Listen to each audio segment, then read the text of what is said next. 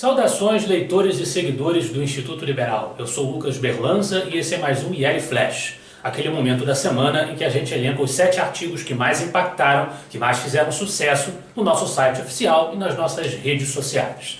E hoje o nosso IL Flash está recheadíssimo de polêmica. A gente tem vários artigos que suscitam aí discussões, suscitaram debates, ataques nas nossas redes sociais, o que é natural que o IL tenha essa vocação de trazer textos com pensamentos díspares. Essa é a nossa meta desde que o Instituto foi fundado, quando ele trabalhava mais com teorias. Já havia pensadores profundamente divergentes uns dos outros. Hoje que nós temos um site de análise de conjuntura, um site de análise do noticiário, de análise dos acontecimentos, sob uma ótica liberal, também diversas óticas liberais diferentes, diversos posicionamentos dentro do espectro do liberalismo se manifestam nos artigos do nosso site, inclusive alguns artigos discutem uns com os outros. É para ser assim mesmo, isso foi seguido à risca nessa semana que passou, onde a gente já começa o IL Flash com um artigo que trata de uma questão que é polêmica nos meios liberais e também nos meios libertários, que é a questão da moralidade do imposto.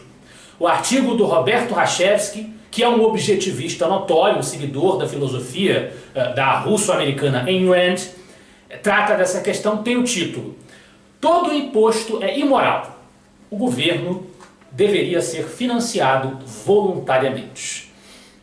A diferença dos libertários anarquistas, os Rothbardianos, que defendem a anulação absoluta do Estado, em que todas as atividades, até as que o próprio Estado presentemente executa, deveriam ser exercidas pela iniciativa privada, o pensamento objetivista defende a necessidade de um Estado, de uma máquina estatal financiada através de impostos. No entanto, ele defende que esses impostos deveriam ser pagos livremente pelos cidadãos. Ou seja, o indivíduo que decidisse pagar o imposto por entender a necessidade da presença do Estado para equilibrar as relações sociais, para garantir o cumprimento dos contratos, esse indivíduo livremente pagaria este imposto, que passaria a ser então efetivamente uma contribuição. Ele seria um contribuinte na acepção essencial da palavra, porque pagaria por livre vontade. É uma tese objetivista, há argumentos de liberais contrários a essa tese, há argumentos de liberais favoráveis, mas é um argumento liberal porque o objetivismo é uma forma de liberalismo. Isso é mais um exemplo claro das diferenças de opinião que existem aqui, que são contempladas no nosso site. O meu artigo, que vem logo a seguir, trata de outra polêmica, que é o caso da Miriam Leitão. Abaixo assinado contra Miriam Leitão e a verdadeira guerra cultural. No entanto, como a gente vai voltar a tratar desse assunto no final do IL Flash de hoje, eu vou suspender a minha análise do meu artigo e deixar para tratar de tudo ao mesmo tempo. Então vou pular logo para o nosso terceiro artigo do IL Flash de hoje, que quase não tem polêmica nenhuma, que é uma crítica a um imposto famigerado que os liberais praticamente unanimemente contestam, defenderam a sua abolição, que foi o imposto da CPMF. CPMF é imposto de governo preguiçoso e autoritário.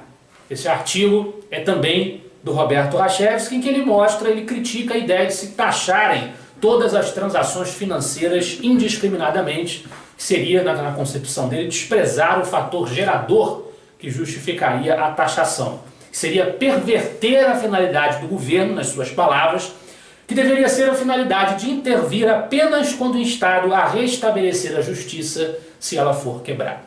Ele faz uma crítica, defende que os impostos não sejam praticados dessa maneira, o que se casa com o primeiro texto dele, que ele sustenta os impostos como algo que deveria ser voluntário. Também não é polêmica nenhuma, aí realmente nenhuma, entre os liberais de qualquer espécie, a condenação ao regime venezuelano de Nicolás Maduro. É sobre isso que trata o texto do Pedro Henrique Unis, União Nacional dos Estudantes Soviéticos. Infelizmente, no 57º Congresso da União Nacional dos Estudantes, este monumento da classe estudantil brasileira, da liberdade de pensamento, da liberdade de crítica, né, que é a UNE, que tem sido a UNE há muito tempo, né, parabéns para eles, os nossos estudantes da UNE celebraram e exaltaram o maldito regime ditatorial bolivariano da Venezuela. Na presença do distintíssimo herói da democracia brasileira e mundial, que é o senhor Greenwald, dono do Intercept, esse jornal que vem publicando vazamentos de conversas entre o Sérgio Moro e os procuradores da Lava Jato, e defendendo também, na presença dele, na presença de outras lideranças certamente de extrema esquerda, nada menos que a libertação do criminoso condenado Luiz Inácio Lula da Silva.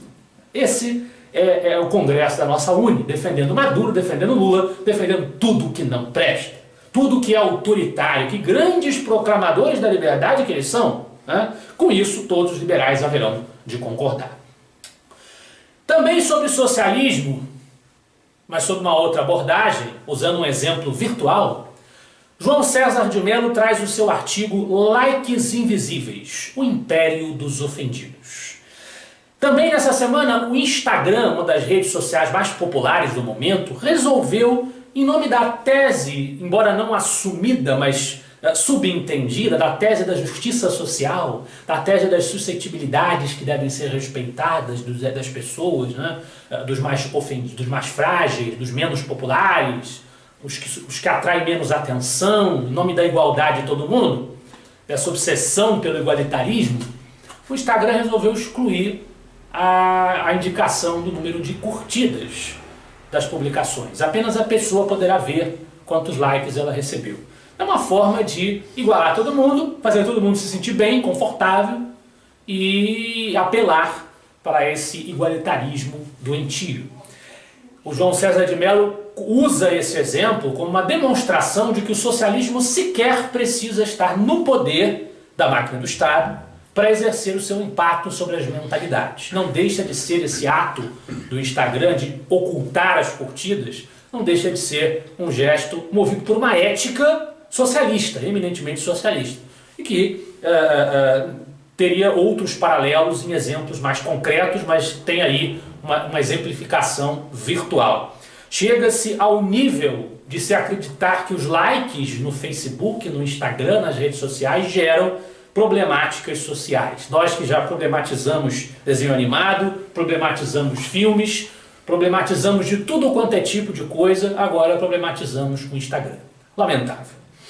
Se o Instagram erra também Bolsonaro, na opinião de muitos liberais, inclusive este que vos falo, né, na nomeação do seu filho, Eduardo Bolsonaro, para a Embaixada dos Estados Unidos. E é uma crítica a essa decisão que faz o Bernardo Santoro, que também já foi diretor do IEL, no artigo sobre Eduardo Bolsonaro na Embaixada Brasileira nos Estados Unidos.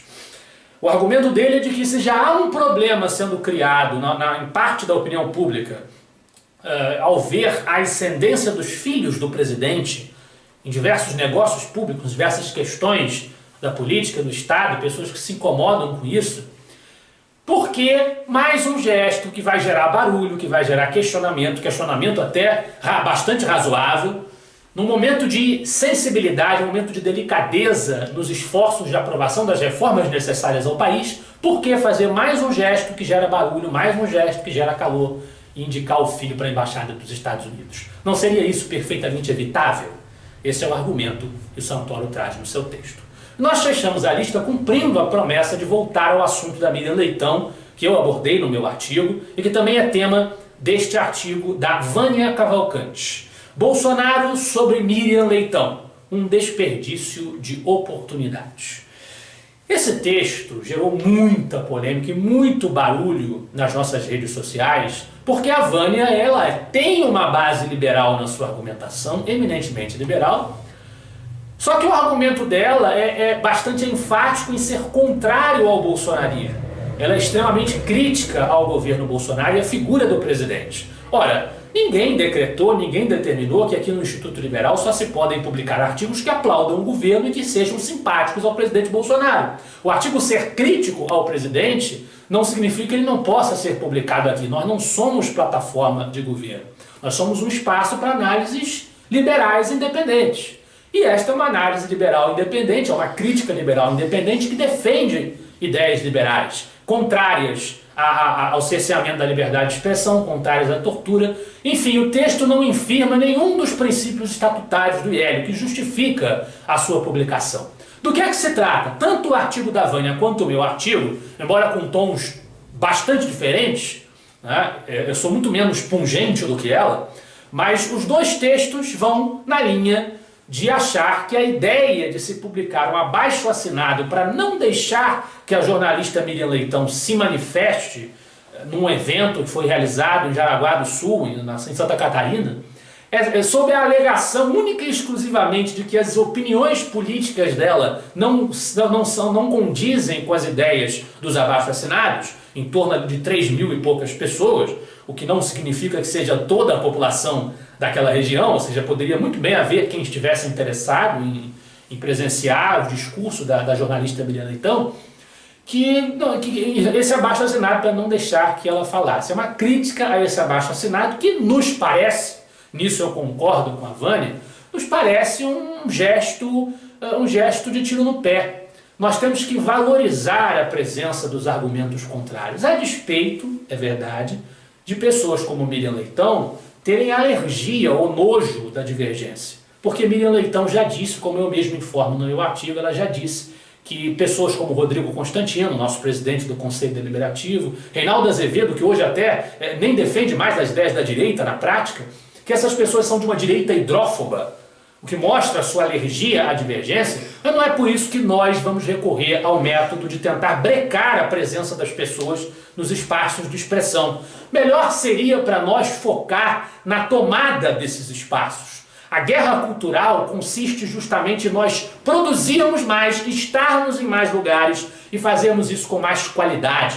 Porque aí abaixo-assinado nenhum passa a ser necessário. Nós podemos desmontá-los, nós podemos demolir as mentiras que eles empregam com a força dos nossos argumentos, com a força daquilo que nós produzimos. Eu prefiro apostar nesse caminho, né? E convido os leitores a entenderem, a valorizarem a liberdade no nosso convívio social, valorizarem o contato com os argumentos contrários. Porque até mesmo ouvindo o adversário você aprende algo, nem que seja a melhor maneira de enfrentá-lo, a melhor maneira de contradizê-lo. Como contradizer aquilo que nós não ouvimos, aquilo que nós não conhecemos. Esse foi o nosso IL Flash de hoje. Eu espero que vocês gostem dos artigos. Semana que vem estaremos de volta. Afinal de contas, para nós, você é a parte mais importante da sociedade. Até a próxima.